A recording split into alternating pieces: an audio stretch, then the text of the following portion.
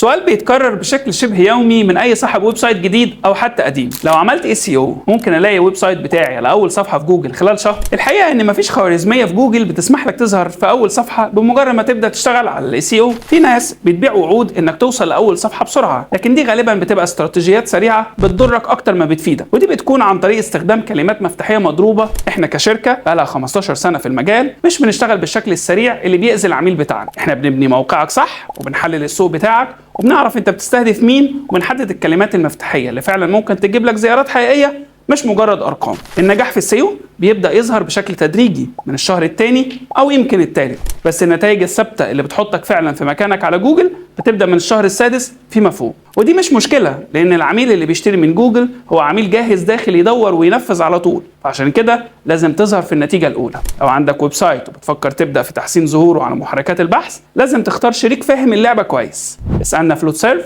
واحنا هنعمل لك تحليل مجاني ونرسم لك خطه SEO تناسب احتياجاتك. ابعت لنا دلوقتي على رقمنا او تقدر تزور الويب سايت بتاعنا.